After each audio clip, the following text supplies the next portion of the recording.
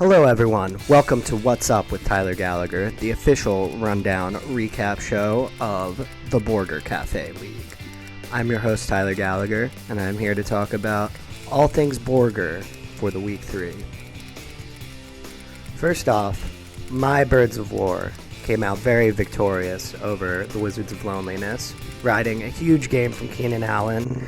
18 receptions, 200 yards, and a passing touchdown? Are you serious? Next up, battle of the cellar dwellers in the league. For now, the Chase is On and Isaguchi. The Chase is On came out victorious, riding two big games from A.J. Brown and Jamar Chase, the titular Jamar Chase. Next up, we had the Gasps taking out the New Orleans Taints, riding a huge game from Devontae Adams. Jimmy G just couldn't stop feeding him. And we had Game Plan McMahon taking out Wayne's fantasy football team. The reigning champ had 43 points from Raheem Mostert and still lost. What a world. What a world. Next up, our laugher of the week.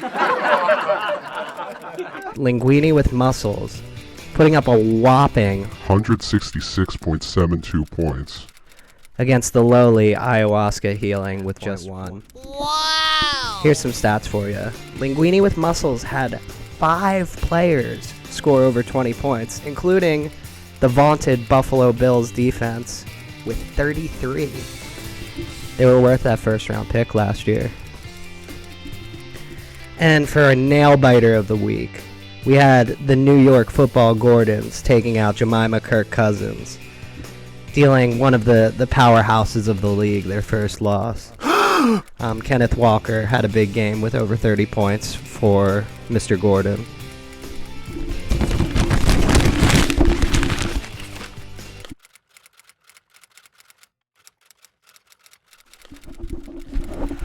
Alright, some bonus stats for you.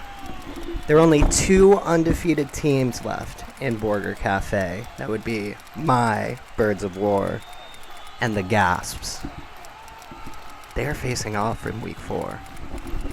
Who will be the last remaining undefeated team? Another thing I wanted to bring to everyone's attention, Linguini with Muscles is second in the league in points for, despite a 1-2 record. Are they the sleeping giant of this league? Remains to be seen. They showed what they can do last week. We'll see if they can keep it up. And finally, the Cellar Dwellers.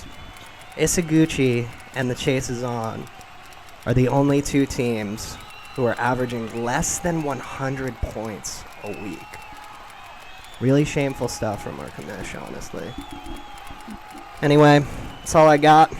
I'll see you next week.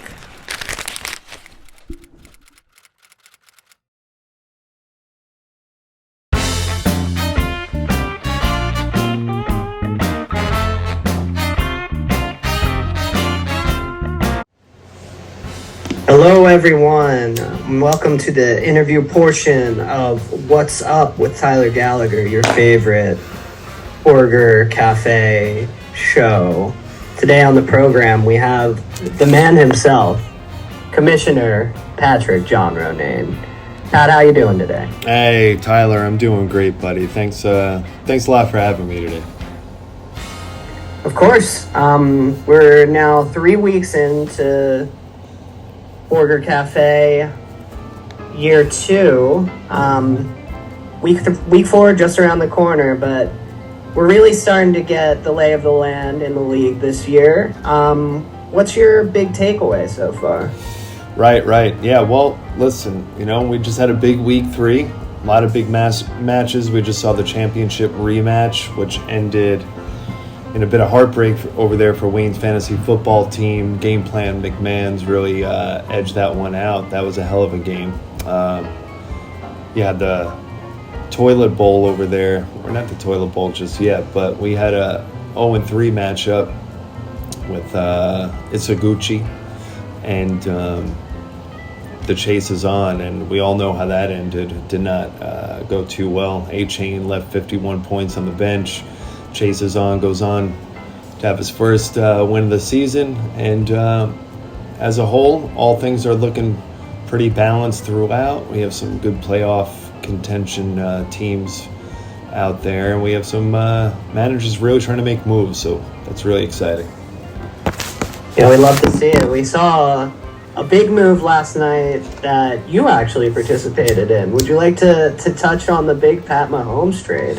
Oh, you saw that, did you? Yeah, well, listen, Pat Mahomes, as much as I want to keep him, I mean, who doesn't want to keep a Mahomes? You ask your buddy, you ask your friend, your wife, your cousin, everybody wants to keep a Mahomes, but just didn't make too much sense. I really had some needs on my team that weren't being met overall, and Pat Mahomes being the top points earner is a wonderful thing, but I didn't want to place all my eggs in that basket, and I felt good about the trade. I definitely was searching out left and right these managers over here trying to get a little action going, because I know he would be a hot ticket. Ultimately landed on a very good deal, I think, with Wizards. And with that trade, I brought in Kamara, which I'm super pumped about coming back this week. And Trevor Lawrence, also who's obviously not a Mahomes, but he's an above-average quarterback, and he gets the job done. So I'm happy to see maybe some of the points being spread out a little bit more on the team, and hopefully just trying not to finish in the basement. Not trying to pay a grown man's fantasy football league dues, and I'm not trying to do a PowerPoint. So I'm gunning hard, that's for sure. No one loves a PowerPoint. You touched briefly on Kamara, who I think is a good example of the next topic we're going to talk about. The running back position it's been a pretty rough year for it.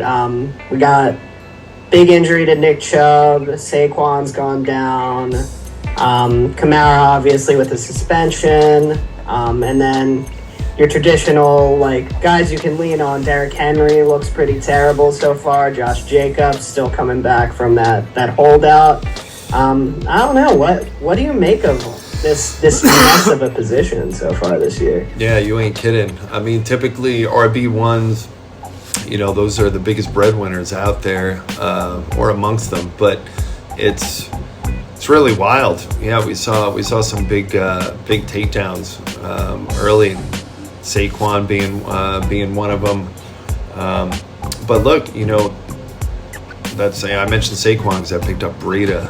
Who would have thought I would have lost with Breida? But yeah, that happened. So, it's about adjusting on the fly, about making do with what you have, but not being too set in that you don't realize what you could need. So, with all that tumult in the running back position, you really want to see some adjustments being made, and some of these managers are out there and really trying to make it happen. Hopefully, that's what I think.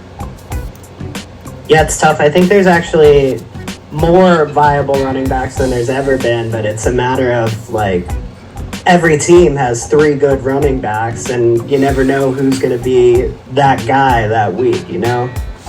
That's the thing, yeah. That's the thing, really, in the NFL. Every week, you always seem to hear about an emerging star or somebody that you least suspected to kind of have a breakout week.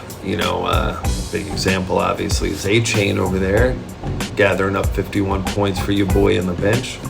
But, who knows when it's time. One good thing, though, probably to remember is I guess a lot of these running backs, their careers are short.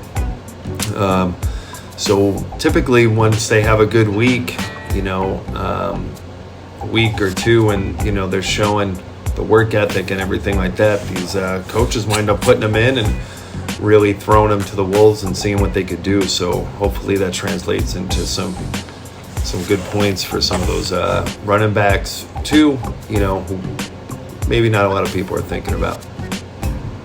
For sure. One last thing I wanted to touch on before we let you go. I know you're a very busy man. Well, of course, a lot of things on my desk. This league is absolutely stocked with some of the most bloodthirsty, talented, throat-cutting managers that we got in this entire world. Yeah. Who's someone that you think is like flying under the radar a little bit this season that might be a sneaky dark horse to take home the Borger Cafe trophy at the end of the year? Geez, I really thought that the Taints would be faring a little bit better given their great draft position this year. Some things haven't cracked their way, so I'm looking for him to really rebound over there, over at the New Orleans Taints camp. Ayahuasca, I want to see them get a win. This manager, Matt Gaffney, he's been working really hard the past couple of years, I know, and lost a lot of sleep over about what to do. I know he doesn't want to do a PowerPoint either, so hopefully he can pick it up. And I know we were talking before about Linguini, right? I know you had something to say. Linguini is a good, somebody flying underneath the radar, maybe not too reflective over what their record shows. I think that's a good direction. Oh, yeah, man. They've been... The first 2 weeks, they earned my You Got Robbed trophy for highest scoring loser in the league. And they finally pulled out a big win this week. That's a talented squad over there. I think they need to be watched out for. Heck yeah. Yeah, you're not kidding. Linguini with muscles. Man, it's all round and around, isn't it, man? It's feeling good, and it feels like everyone is in full swing right now. Feels like football's back, baby. Well, it's been a pleasure having you on the program, Mr. Ronayne. Hey. I'll let you get back to your busy schedule. And yeah, we'll see you next week. Appreciate you, Tyler. You have a good day, my friend. You too.